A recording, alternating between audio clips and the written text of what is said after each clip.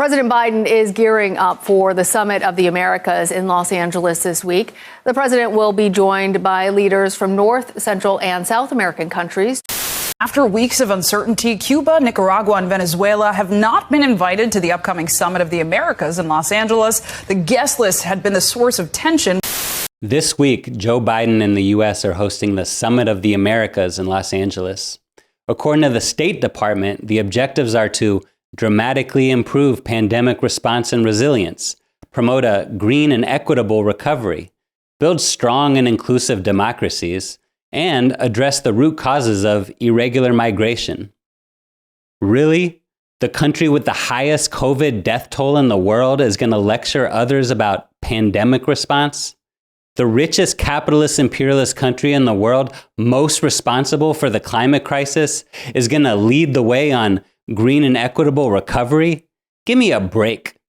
As for the U.S. helping to build democracies, let's get down to basics. As Bob Avakian put it, the essence of what exists in the U.S. is not democracy, but capitalism, imperialism, and political structures to enforce that capitalism, imperialism. What the U.S. spreads around the world is not democracy, but imperialism and political structures to enforce that imperialism. Addressing the root causes of migration, we'll get into that in a little bit. To understand the true relationship of the U.S. to Latin America and the actual objectives of this summit, let's watch this from Bob Avakian. And relying on its military as well as its economic power as coercion, U.S. imperialism not only continues to politically dominate, but to economically exploit and plunder countries throughout the Third World. Again, the countries of Latin America, and in particular Mexico, El Salvador, and other parts of Central America and the Caribbean, which the imperialists of the U.S. arrogantly regard as their backyard, have been the special targets of all this. Not only has the U.S. repeatedly carried out military invasions and coups there, and backed murderous dictatorships with their bloodthirsty death squads terrorizing the people, but it has imposed economic agreements that have further bled these countries and intensified the misery of the masses of people there. Let's start with a basic fact. Where is the summit being held? LA. In other words, Los Angeles. In case you didn't know, California and the whole Southwest used to be part of Mexico. The U.S. expanded its territory and built up its wealth by stealing almost half of Mexico in a brutal war of conquest. Then, by invading and colonizing Cuba and Puerto Rico, reaping super profits from its domination of their economies. Did you know that the U.S. Marines invaded Haiti in 1915 and went straight to the Haitian National Bank and removed all its gold reserves to Citibank in New York City? Do you know where the term Banana Republic comes from? No, it's not just a clothing brand. This is the term from the early 1900s that was given to the brutal and corrupt puppet regimes the U.S. installed in Central America so that companies like United Fruit, now Chiquita Banana, could super exploit and reap massive profits from people's blood, sweat, and tears. Between 1903 and 1925, in a period known as the Banana Wars, the U.S. invaded Honduras 7 times. Oh, but that was such a long time ago. The U.S. and Latin America have become compadres, right? Okay, fast forward from World War II to the present. In 1954, after a popular nationalist leader in Guatemala tried to redistribute some of the United Fruit Company's unused land, the CIA had him overthrown and replaced by a U.S.-trained colonel who went on to torture and kill thousands. In 1961, the U.S. tried to overthrow the new government in Cuba in the Bay of Pigs invasion. In 1965, the U.S. invaded the Dominican Republic to crush a rebellion and install a new pro-U.S. president. The U.S. orchestrated a fascist coup in Chile in 1973 and backed counter-revolutionary and fascist regimes in Bolivia and Nicaragua.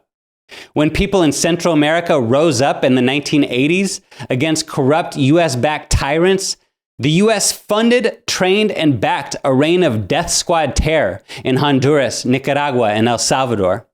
In Guatemala, the US-backed Christian fascist butcher Rios Montt slaughtered over 75,000 indigenous Mayan people, burned 600 villages to the ground, and literally ripped the hearts out of children in front of their parents.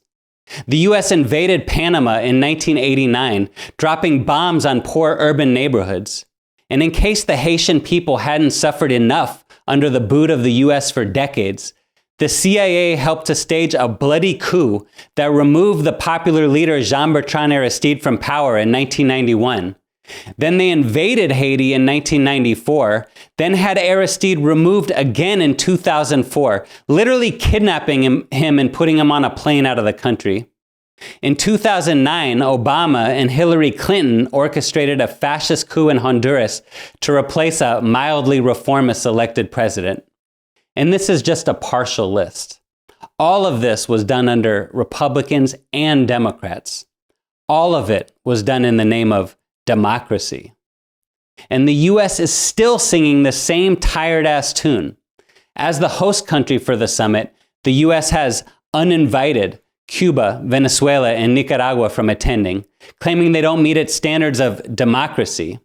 But Biden didn't have any problem inviting the fascist leader of Brazil, Bolsonaro, who has declared that he won't accept the election results if he loses. So what explains this obvious hypocrisy? What do the disinvited countries have in common? They are all ruled by regimes that have resisted full US control and are more aligned with rival imperialist powers like Russia and China, which are mounting new challenges to US domination of Latin America. The US is not using this summit to build democracy in Latin America. It is using it to reassert domination of Latin America and push back on imperialist rivals encroaching on what it considers to be its backyard. As for Biden's pledge to address the migrant crisis, as he deports even more immigrants than Trump, and cold-blooded Kamala Harris tells migrants, "Do not come. Do not come." The United States will continue to enforce our laws and secure our border. Just listen to what Bob Avakian says about this. Just shut the fuck up about immigrants coming across the border illegally.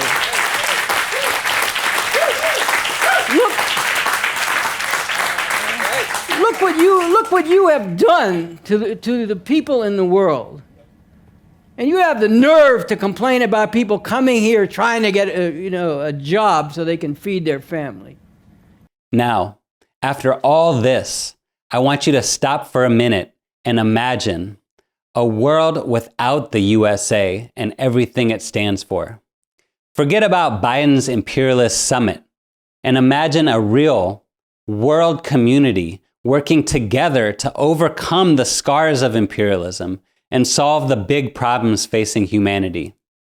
Think about what it would mean to the people of Latin America for there to be a revolution here in the belly of the beast, and how revolutionary struggles in Latin America could impact things here.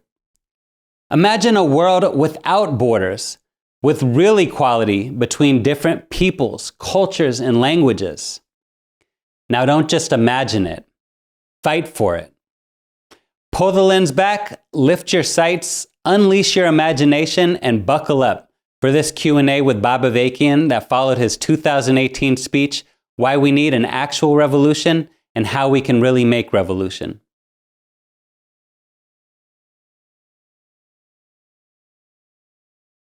After the government is overthrown, would Mexico and Central American countries still be the backyard, or is there also a benefit for these countries? Well, certainly you wouldn't, a new socialist country shouldn't, you're never going to make a revolution if you continue to regard these countries in that kind of way as your backyard and a source of exploitation. So that would have to go as part, not that nobody would cling to those ideas, but in terms of what's prevailing in society, that would have to go right away. That would be a crucial part of making the revolution is an internationalist orientation that would be completely opposed to that kind of notion and that kind of approach. Then there are a lot of practical questions. In each of these countries, in Mexico, all the countries of Central America, there are different class forces and different social forces. And right now, they're all ruled by exploiting classes who, even as they have contradictions with the dominant U.S. capitalist imperialist, ruling class in this country, also have their own interests as exploiters. And on the other hand, you have the masses of people of different classes and strata who are oppressed in various ways and to varying degrees under the system.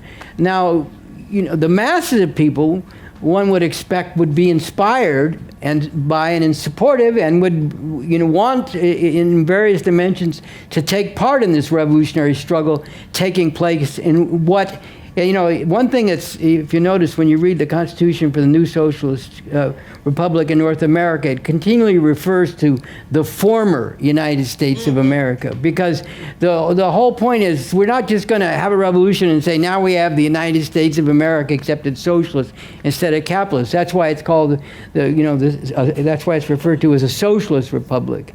And everything will be up for grabs in this struggle. What the boundaries of that country will be determined through the course of struggle. How much you're able to liberate of the present territory of the U.S. from the imperialists. What kind of civil war is raging over that question for some time will be a big factor on the terrain. And then there is the relationship with, look, as I referred to, a large part of Mexico was ripped away, in the middle of the 19th century by a predatory war by the U.S. in the first place. So there's still remaining questions of history to be settled there. As it says in that Constitution, the question of should some of this territory be returned to Mexico, should it remain in the U.S. but have autonomous regions and zones established there, or what about the possibility that people who live in that territory would want to form a separate country? And there's nothing sacred about any of these boundaries, not only of the U.S. but of these other countries too. I mean, it's not quite as it is in some of these Middle Eastern countries. Someone, who works at Revolution Books in New York, if I remember correctly, but anyway, someone posed a rhetorical question.